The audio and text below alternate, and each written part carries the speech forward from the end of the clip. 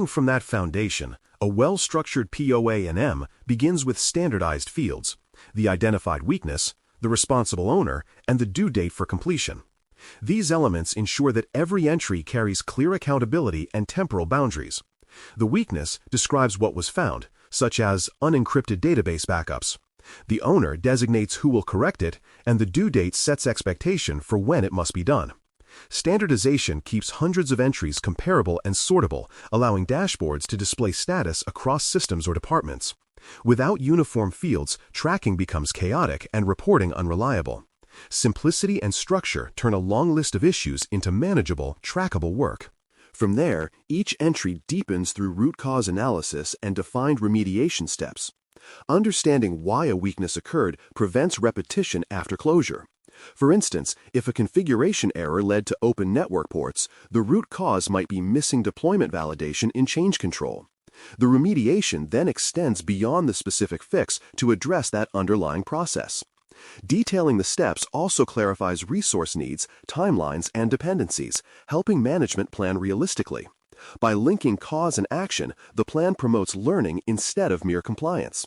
Every correction becomes an opportunity to harden systems and improve procedures across the environment. From there, dependencies, blockers, and sequencing logic give the plan its realistic flow. Some actions cannot begin until others finish, such as deploying a patch only after system testing or funding approval. Documenting these relationships prevents scheduling conflicts and unrealistic expectations. Blockers, whether technical or organizational, are identified so leadership can remove obstacles quickly. For example, a remediation might depend on a third-party update or a pending procurement. By charting dependencies, the PO&M becomes not just a list, but a workflow, aligning priorities and avoiding gridlock. Logical sequencing turns scattered fixes into coordinated execution. Building upon that logic, every action item needs closure criteria supported by evidence. Closure should never rely on assertion alone. Evidence may include configuration screenshots, test results, or change tickets proving that remediation occurred and remains effective. For instance, confirming encryption through a scan report provides tangible proof of compliance. Establishing clear evidence requirements up front prevents debate later about whether a weakness is truly resolved. This rigor gives the plan integrity. It transforms completion from an opinion into a verified fact. When auditors or leaders review progress, they see not just claims, but documented demonstrations of success. From there, aging thresholds and escalation paths maintain momentum. As issues remain open beyond defined timeframes, they trigger alerts or require higher-level attention. For example, weaknesses older than 90 days might escalate to executive review. Thresholds keep teams from normalizing delay, ensuring that aging items receive renewed scrutiny. Escalation paths clarify who receives notification and what action they must take, reassign ownership, adjust scope, or extend deadlines with justification. By embedding escalation into the process, the POA&M remains a living tool rather than a static archive. It reinforces accountability through predictable visibility. Building on that accountability, waivers and risk acceptances must be formally documented. Sometimes closure is not feasible within the desired timeframe or may be unnecessary given risk appetite. In those cases, management must record the rationale for acceptance, the compensating controls in place, and the approval authority. For example, a legacy system slated for decommissioning might be granted a time-bound waiver instead of full remediation. These decisions, captured transparently, prevent silent exceptions and demonstrate informed risk management. A disciplined record of waivers and acceptances ensures that unresolved weaknesses remain visible and intentionally managed rather than ignored. From there, linking the POA&M to budgets and project roadmaps ties risk reduction directly to resource planning. Many remediation activities require funding, whether for software licenses, hardware replacements, or consultant support. Aligning corrective actions with financial plans ensures that commitments can be met rather than deferred. For example, if encryption upgrades appear in the POA&M, their costs should appear in the budget cycle as well. This connection elevates security work to a business conversation about investment and return. When risk reduction and financial planning move in tandem, organizations make security progress sustainable. Building upon that business integration, the plan should reflect provider obligations and inherited controls from third parties. Cloud services, managed providers, and vendors all influence remediation responsibilities. The POA&M clarifies which party owns each task and how inherited controls affect closure.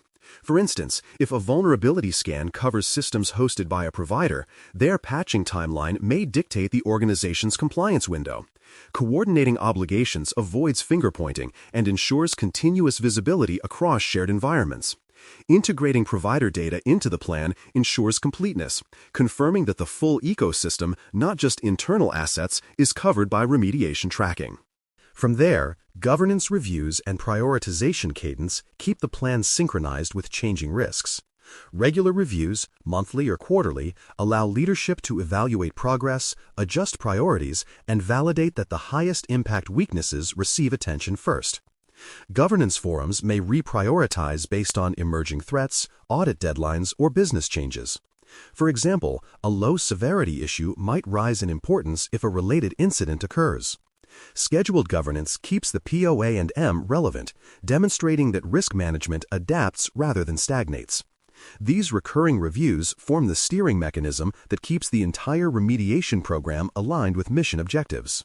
Building on visibility, reporting tiles and dashboards provide leadership with quick clarity. Executives need high-level summaries that show open counts, aging distribution, and top risk categories without drowning in detail. Well-designed tiles use consistent colors, trend indicators, and simple metrics to highlight where attention is needed most. For instance, a dashboard might show declining open findings over time or rising closure rates after new process improvements. Visual reporting transforms complex data into actionable awareness, allowing decision-makers to gauge progress instantly. When leaders can see the story at a glance, they are more likely to sustain support and remove roadblocks. From there, metrics such as burn-down rate, slip rate, and reopening frequency help measure program health. Burn-down tracks how quickly open findings decrease. Slip rate shows how often deadlines are missed. Reopenings reveal how often closures were premature. For example, a rising reopening rate may indicate superficial fixes or unclear evidence criteria. Tracking these metrics over time helps identify systemic issues in remediation management.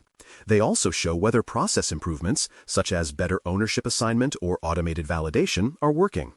Quantitative insight turns the POA and form from a compliance report into a management instrument guiding continuous improvement.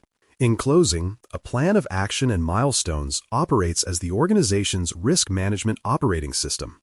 The CA-5 control illustrates that knowing weaknesses is not enough. Action, accountability, and verification must follow. When the plan connects causes to fixes, tracks progress transparently, and aligns with resources and governance, it becomes a force multiplier for resilience. Every resolved entry is proof that attention was converted into improvement. Over time, the POA&M becomes not just a record of past problems, but a map of how the organization learns, invests, and strengthens itself against future ones. Thanks for listening. For more audio courses, daily newsletters, and more, please visit baremetalcyber.com.